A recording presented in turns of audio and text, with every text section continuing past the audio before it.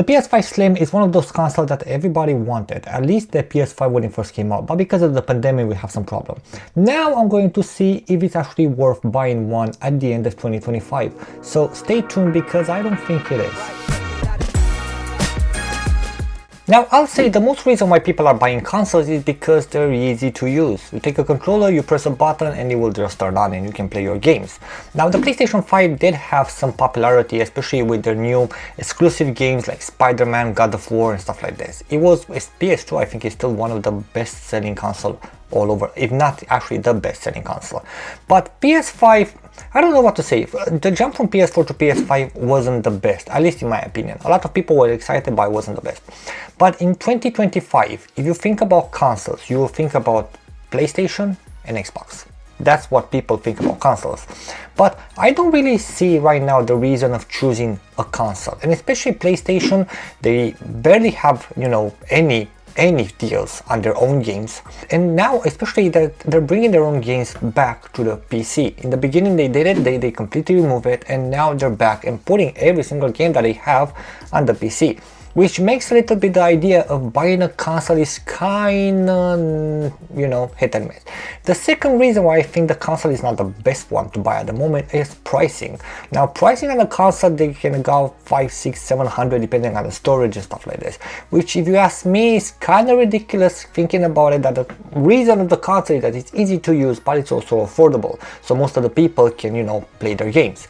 The thing is that in the past, they were selling the console at a loss and they were making the money back from the PlayStation Store selling. Microsoft were doing the same thing with Xbox, but I don't think they're going on a loss anymore. Or if they're going, the loss is very, very small because their prices is hiking up so bad, and they're blaming everything on imports, tariffs, politics and stuff like that, which I understand where they're coming from. But at the end of the day, politics is happening most of the time in America. Sony is not an American company. Well, I do understand that they're using American parts and stuff like this, so those ones are becoming more expensive. It's still hit and miss. Nintendo, for example, they did release the console, and I think if I remember correctly, they did say they're going to keep the same price that they promised, even though with the imports. Sony, I think they raised the price 3 times already, and Microsoft did the same thing. But if you think about it, buying a PlayStation for the exclusives is not quite a good reason anymore, because all the exclusives, they can find them at right now on Steam.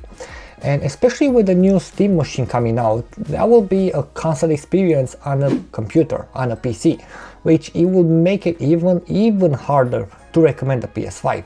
Now, personally, I have a PS5, I have the Xbox as well, but seeing the Steam machine kind of puts something in me that literally I can't wait for that thing to come out. Probably that will be my main console, let's call it like this, because think about it like this: it's a console from Steam, so you have the Steam market on it, so you will download and play all your games from Steam. You already have your library from Steam, and all the Sony exclusive, they're coming on Steam anyway. Now they are talking about making a PlayStation launcher, which probably it won't work with Steam OS because of the software limitation and stuff like this, because it's running Linux. But I'm pretty sure that will be a really bad move for Sony.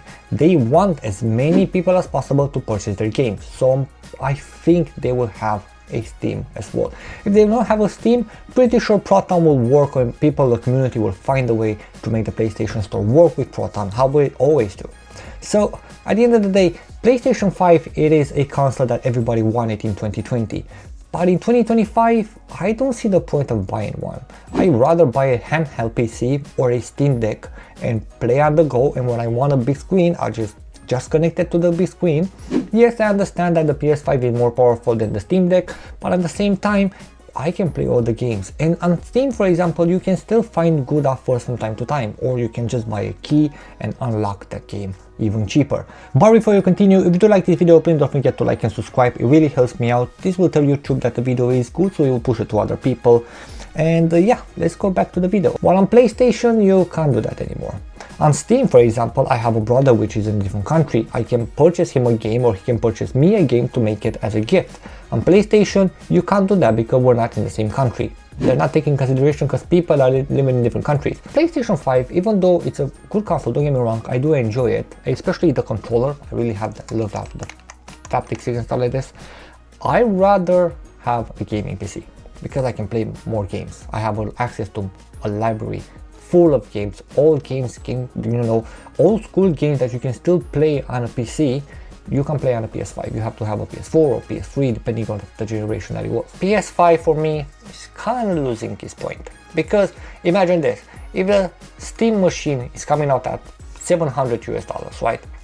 Which, keep in mind, you will be able to support a micro SD card. So you would put a micro SD card so you can play your games from there. If it's coming at 700 and the PS5 is 550, 600, would you rather buy a PS5 or would you rather buy a Steam Deck? I'm really curious to see what you guys think, say in the comments below, because personally, I'd rather buy a Steam Deck. Yes, I'm paying £100 more, or dollars, depending on the region, but at the same time, I'm getting an expansion,